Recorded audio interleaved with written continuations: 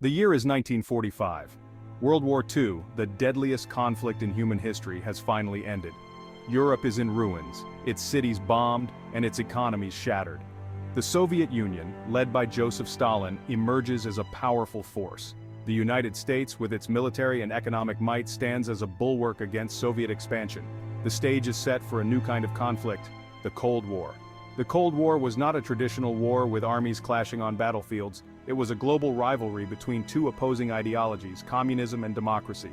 The Soviet Union sought to spread its influence across Europe and beyond. The United States and its allies aimed to contain Soviet expansion and promote democracy. Fear and suspicion permeated the post-war world. In this tense atmosphere, the need for a united front against Soviet aggression became increasingly apparent to Western nations. They recognized that their security was intertwined. An attack on one would be considered an attack on all.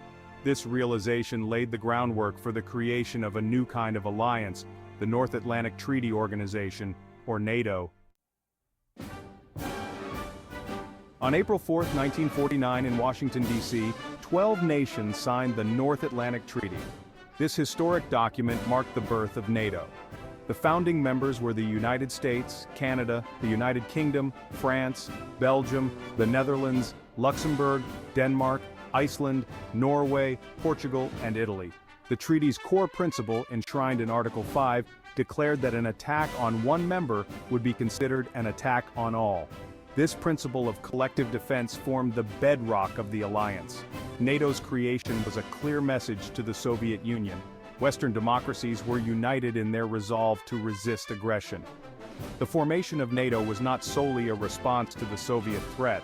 It also aimed to prevent the resurgence of militarism in Europe. The horrors of World War II were still fresh in everyone's minds. NATO's founders believed that a strong alliance would deter future conflicts. The early years of NATO were marked by the Cold War. The Soviet Union's detonation of an atomic bomb in 1949 heightened tensions. The Korean War, which began in 1950, tested the alliance's resolve. NATO provided military support to South Korea, demonstrating its commitment to collective defense. Throughout the Cold War, NATO maintained a strong military presence in Europe. The alliance conducted numerous military exercises, demonstrating its readiness to defend its members. NATO's nuclear deterrent played a crucial role in preventing a major conflict between the superpowers. The construction of the Berlin Wall in 1961, a potent symbol of the Iron Curtain dividing East and West, underscored the stark realities of the Cold War. NATO's unwavering commitment to its founding principles helped to maintain stability and prevent a wider conflict. Winds have changed NATO after the Soviet Union. The fall of the Berlin Wall in 1989 signaled the end of the Cold War. The Soviet Union dissolved in 1991, marking a pivotal moment in history. NATO faced a new era, one without its original adversary. Questions arose about the alliance's continued relevance in a post-Cold War world. Despite the changing global landscape, NATO adapted and evolved. It expanded its membership to include former Soviet satellite states in Eastern Europe, extending the security umbrella eastward. This expansion was not without its critics, who argued that it could provoke Russia. NATO also took on new missions beyond its traditional role of collective defense. It became involved in peacekeeping operations in the Balkans, addressing ethnic conflicts and promoting stability in the region. The alliance also began to focus on new security challenges, such as terrorism and cyber warfare. New threats, new strategies. NATO in the 21st century. The 21st century brought new and complex security challenges. The September 11, 2001, terrorist attacks on the United States marked a turning point. NATO invoked Article 5 for the first time in its history, demonstrating its solidarity with the United States. NATO became involved in the war in Afghanistan, supporting the US-led effort to combat terrorism. The alliance also engaged in operations in Libya and other parts of the world, seeking to address crises and promote stability.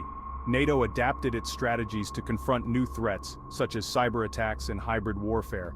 The rise of China as a global power presented new challenges for NATO. China's growing military capabilities and assertive foreign policy raised concerns among NATO members. The alliance began to pay closer attention to the Indo-Pacific region, recognizing China's growing influence. NATO's future continuing relevance in a changing world. Today, NATO remains the world's most powerful military alliance. It continues to adapt to a rapidly changing security environment. The alliance faces challenges from Russia's resurgence, terrorism, cyber threats, and the rise of China. NATO's future will depend on its ability to maintain unity among its members, adapt to new challenges, and articulate its continued relevance in the 21st century. The alliance's commitment to collective defense, its ability to project stability, and its role in fostering dialogue among nations remain essential in an increasingly complex world. As the world navigates an uncertain future, NATO's role as a guarantor of peace and security remains as important as ever.